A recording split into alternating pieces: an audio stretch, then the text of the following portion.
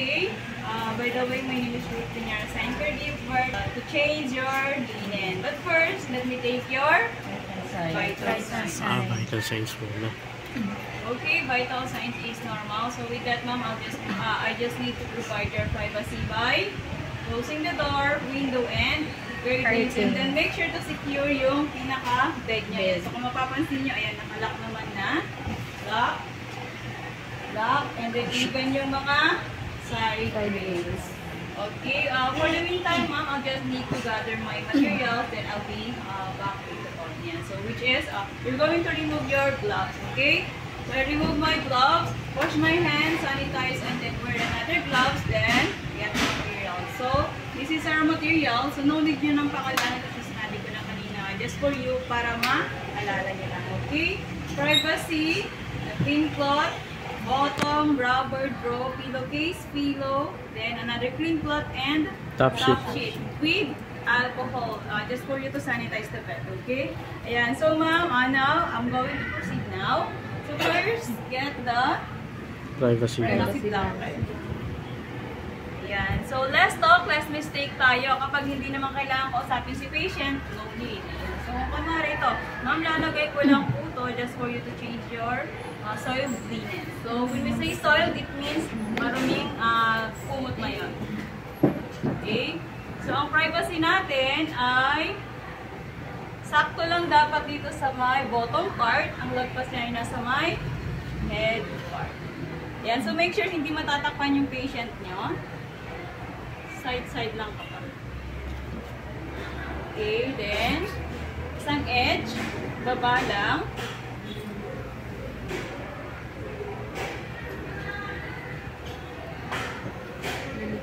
Okay. Then, pan-fold. Dito sa may pinaka-top area, papuntang axilla or kitty. Okay, then center.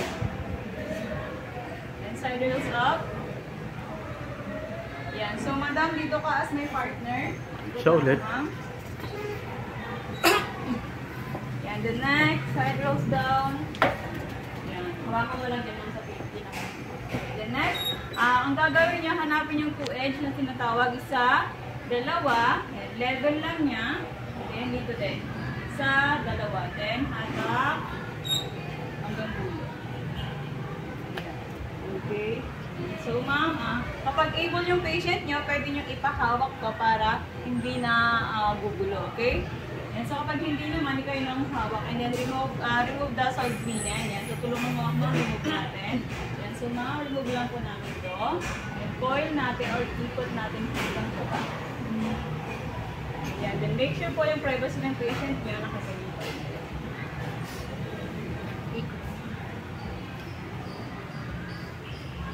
Okay, so before ko yung iikot, make sure yung side rails open. Coil. After that, put it on the hamper. Ayan, dun sa hamper natin.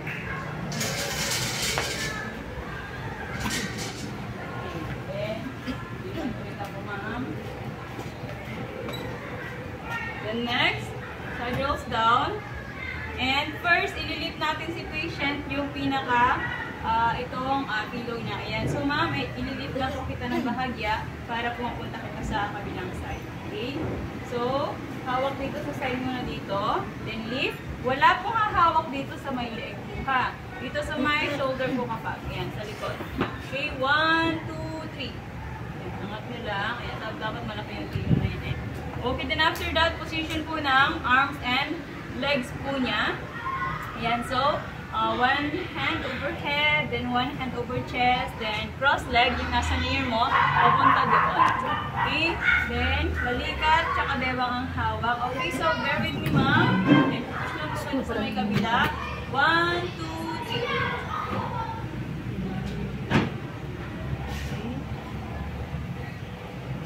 So, naka-open naman yung side rails natin dyan.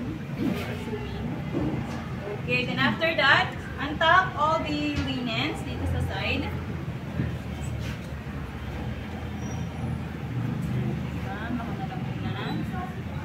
Okay, then after that, depende ito sa assessor, pwedeng isa-isa niyang kinukoil to, or pwedeng pinsanan buha. Merong ibang assessor kasi ayaw ng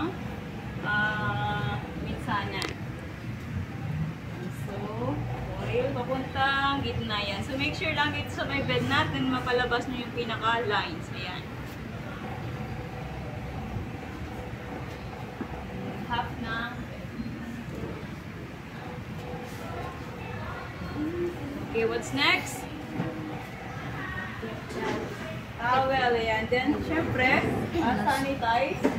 And then, do the rectangular meat. Ikot lang sa may kamay. Ayan. Then, paso. And then, spray alcohol to make sure away from the patient. Spray. Then, pinin natin yung bed into circular motion. Yan. So, ikot. So, huwag nyo nang inampi dito ha. Para hindi na marumento natin. Ikot.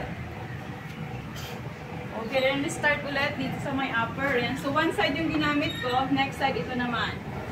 Next side. Another side. Then, another side po. Yan. So, papunta dito sa gitna naman. Okay, then, after you draw, side rolls up. Pulit ang hamper. Then, I remove my gloves, wash my hands, sanitize, and wear another gloves.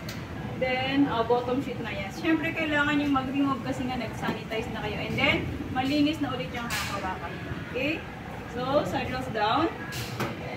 Then, the bottom sheet. Ayan. So, make sure lang tama yung mga hawak natin. Okay. And then, pakihanap po yung 2 edge kanina yung pinalood natin. Yan. Kasi ito yung magsisilbing nasa gitna lang dapat. Hindi siya pwedeng ganyan. Kasi once na ganyan, wala na, hindi mo na yung malalatag ng proper. So, pag ganyan, hanapin nyo lang yung 2 edge. Pag kunwari, inapin nyo ganyan, okay, wala yung 2 edge dito, which is yung kailangan kong ibaba. Diba? So, gawin nyo lang, baliktarin nyo na. Yan. And then, mas mataas pa rin yung ano nito, lagpas niya. Level lang dapat sa may bottom part.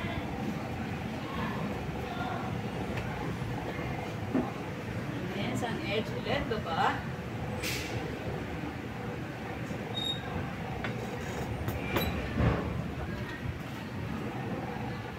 Okay, then fan fold into 2 times.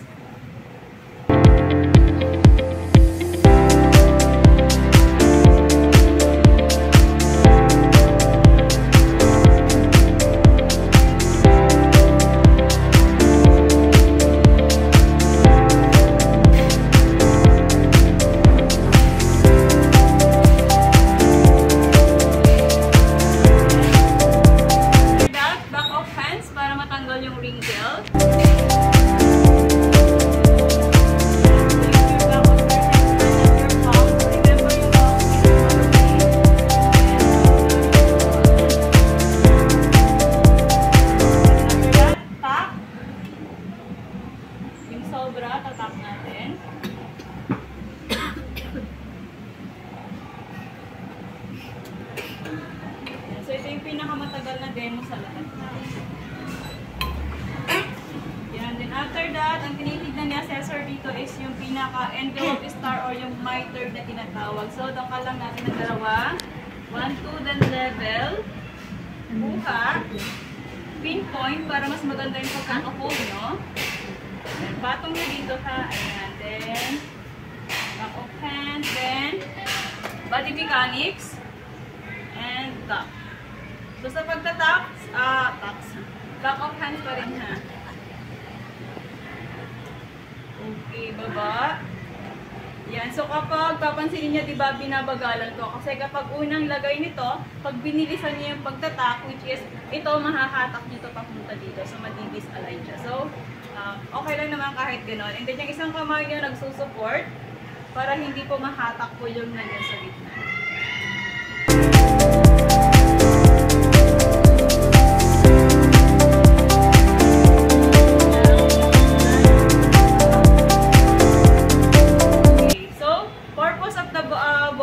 Is just to cover the mattress. Okay, next is rubber sheet. Rubber sheet talaga eh, no? Sheet. Ayan, so ito, level nito is nasa my hip part or butt part pala. Ayan, so level. Okay, then then, papansin nyo, laging nasa gitna. Kung saan yung pinaka-edge nito, dapat dun lang din ito. Okay. Baba yung isa. Unfold. Then, baba and open po ito. Yan. So, parang isa sandwich nyo po siya. Okay. Yan.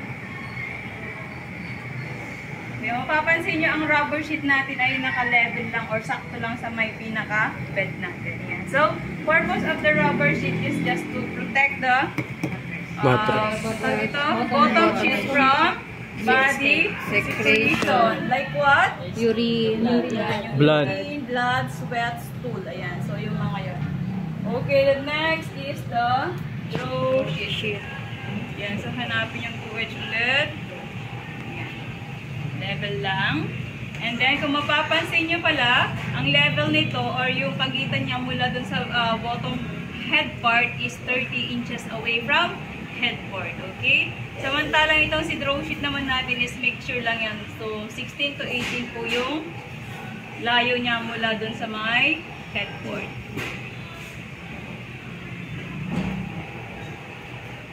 Yan. So, sa may axilla area or kili-kili part ni patient.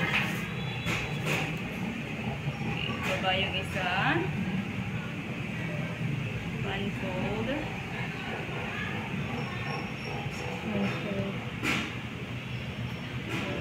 back of hands. Baba, and then sandwich saan? Sa dalawa na.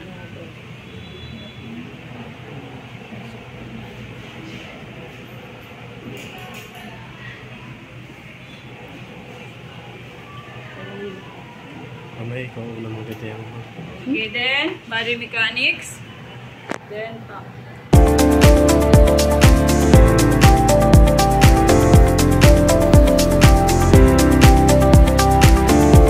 Purpose ng draw sheet natin is for lifting and pulling of the patient. Okay, next, side rolls up muna. Then, pillowcase and pillow. Ayan, so, dito po yung pinaka-opening ng pillow natin. Lagay nyo sa center yung kamay nyo and then slide the pillow into center din. Ayan. Then, side to side.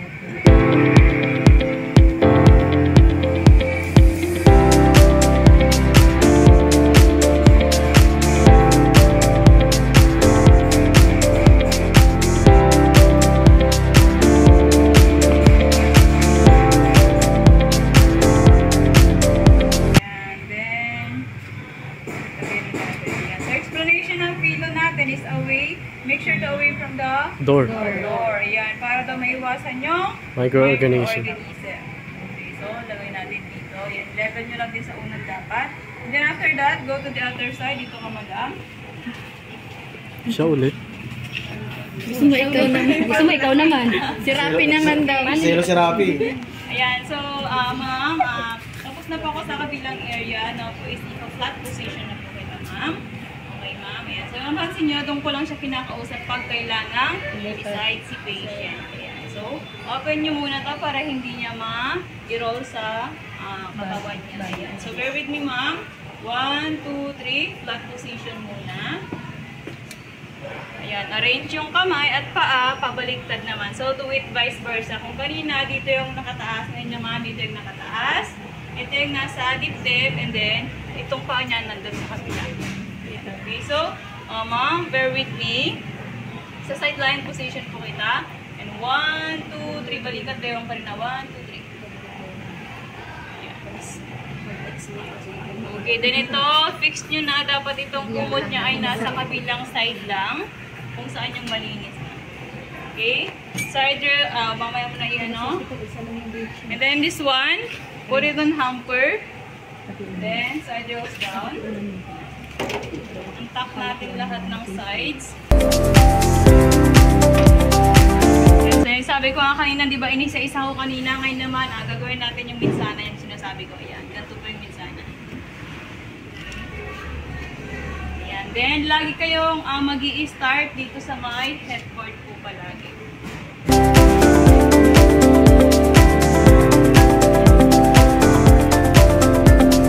Ayan. Then, side rails up. Then, put it on hamper. Then, sanitize the bed.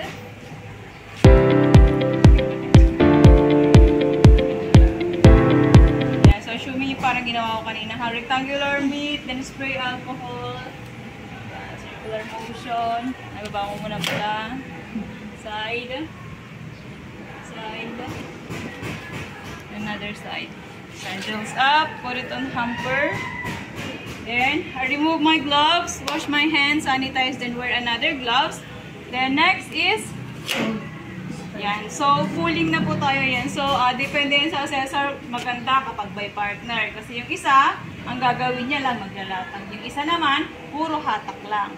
Ayan, okay? So, next is, hanapin niyo yung pinaka-single edge na ito. Ayan. So, natitira kanina. Di ba, dalawa to kanina? Which yung isa, andun sa kabila. Itong isa naman is dito. Okay, hanap. Yan, then, pull lang natin.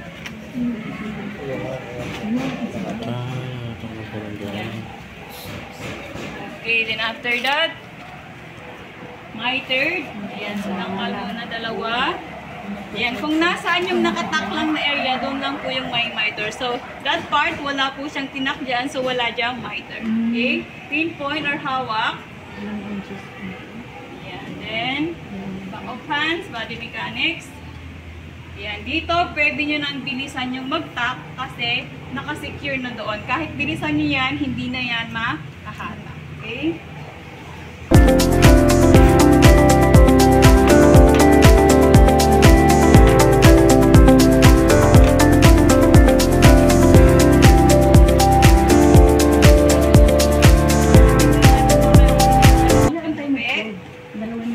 Okay, the next is rubber. Yan. So, sunod-sunod na yan. Next, draw. Then, body mechanics tack.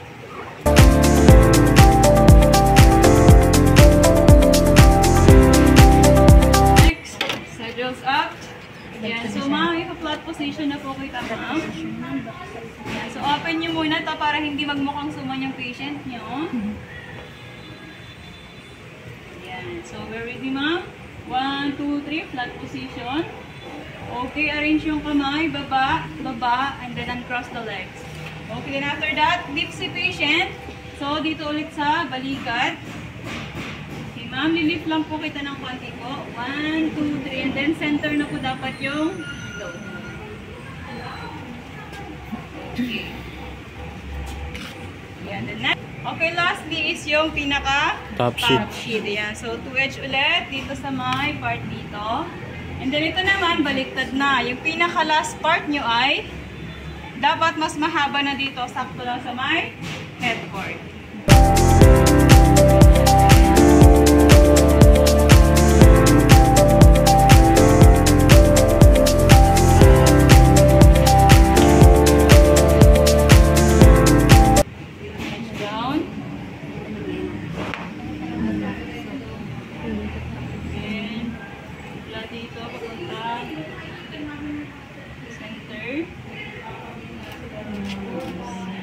Okay, mga pasuyo, hawak nito isa, dalawa, sa dalawa.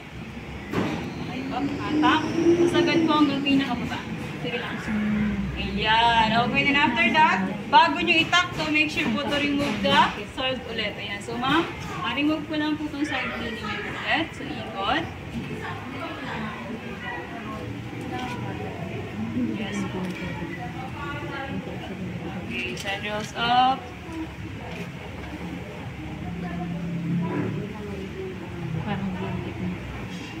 Okay, then, put it on hamper. Next, so, kita nyo, naka-side rails up pa din yan. Next, dito sa may bottom part, ma'am, tack natin. Yan, tack. Dito.